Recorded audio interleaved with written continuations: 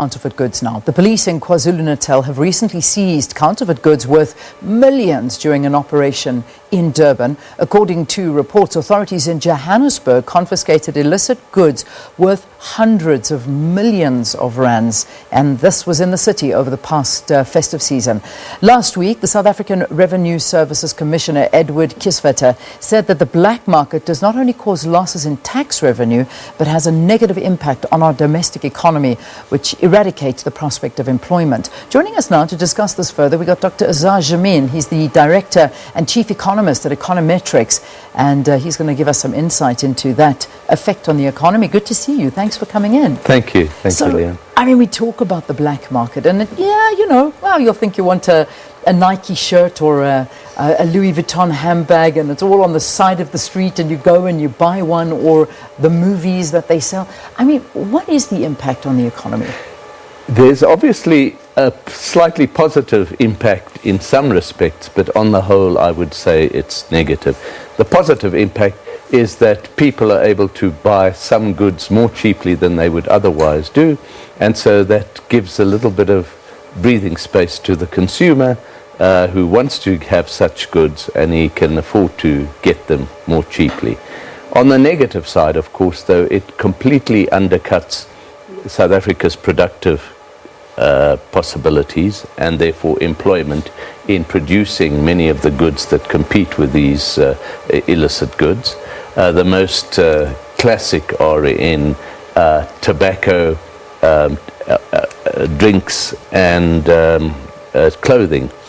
And then secondly, of course, no tax is paid on these goods, and that bypasses our tax authorities and therefore imposes a need to levy higher taxes on our taxpayers. What do you reckon we lose out on tax from these counterfeit goods? We're talking several billions of rands, several billions. I've been involved in looking at the tobacco side of things, and here we're talking about 2-3 billion. There's no question about that. Wow. I mean, this tobacco industry it's a massive one, the illegal trade in tobacco. Absolutely. I know that, for example, you can buy a packet of cigarettes on the illegal market for 10 rand a packet, when the tax that the government would get from it going through legal channels would itself be 17 rand or so. Yeah, and that's not to mention, I mean, not that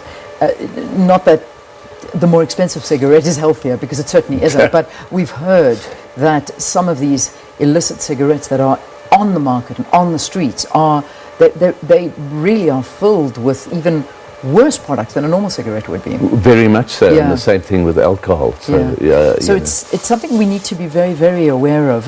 But the reality is that I know where I can find counterfeit goods. I mean, I just stop at a traffic light, and there it is, there right in front of me. I mean, whether it be just, a cap or a T-shirt or whatever it may be, it is there, it is in front of us, and that's just here. But you can imagine everywhere. You know where to get cigarettes. You know where to get these things. Why is it so rife? Why have we not cracked down on this yet? Well, I think there are two reasons. Firstly, the policing thereof is clearly flawed. The second aspect is that the previous tax dispensation deliberately removed some of the bodies that were trying to actually clamp down on this under the leadership of Ton Moyane. And there are suspicions that this was done because there are certain connected parties who stand to benefit from this. Yeah, I mean, if we elaborate, are there certain sectors that benefit more? I mean, in terms of this illicit trade, are we talking more to that tobacco industry than anywhere else, or is it across the board?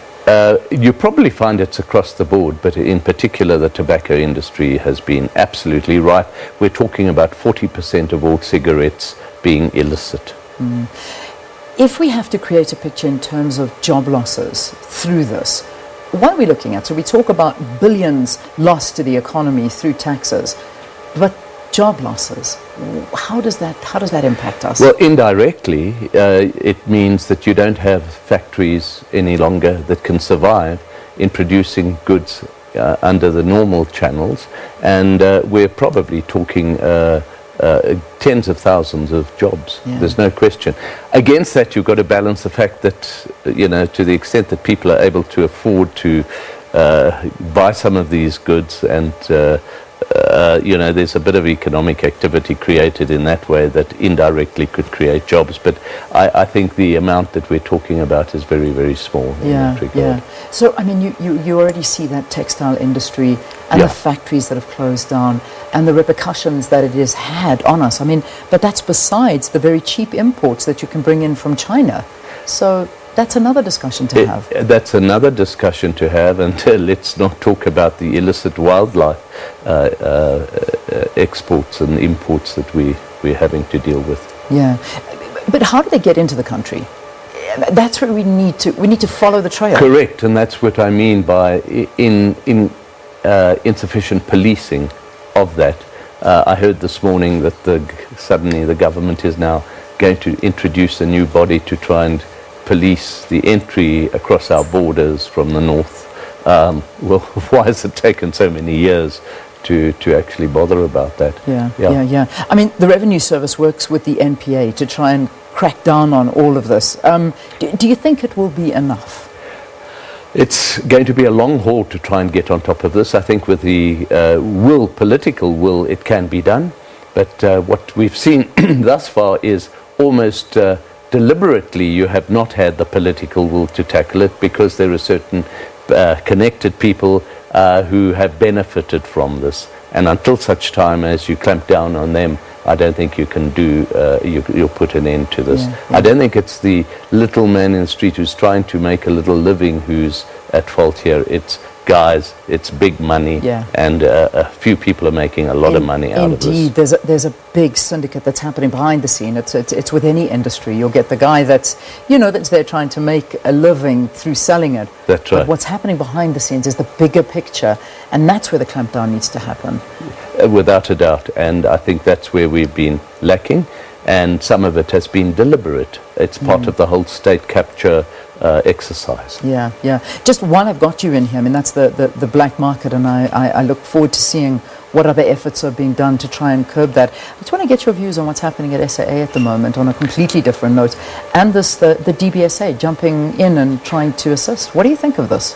I'm very concerned about this because excuse me. Bless you. You've got a body that should be worrying about developmental issues and service delivery now bailing out an airline instead of worrying about trying to uplift mass transport and public transport facilities. It's pouring money into an operation that really deals with people who are privileged to be able to fly. And I fear that this is the thin end of the wedge, that this means that the government is looking for any kind of source of income to help bail out state-owned enterprises. And I would have thought that the next port of call would be the pension fund industry, especially government employees' pensions. And I'm sorry to say that your own pension might be jeopardized in due course by being forced to bail out, pour some of that money that should come to you in terms of improved returns for when you retire, instead going into trying to bail out enterprises that one believes may not be sustainable in the first instance. In SAA's case itself, goodness me, there's a long haul, because I know for a fact that many people are no longer flying SAA deliberately. So how do you recreate that market? It means that until such time as you recreate credibility, SAA is still going to have this a very high cost structure, and yet the revenue will be so much lower than it has been in the past. So your Honour, hiding second to none is going to need far more bailouts than just this $3.5 billion. And if it comes from DBSA or eventually the pension industry, we're on a hiding to nothing in terms of what people can rely on for their payouts after retirement. Yeah. Azar, thanks very much for your views on this, and also on what's happening on the dire impact that illicit trading and counterfeit goods have on our economy, and then of course ending off by looking at SAA. Thank you so much again, Dr. Azar. All right, let's get you some sports news now. And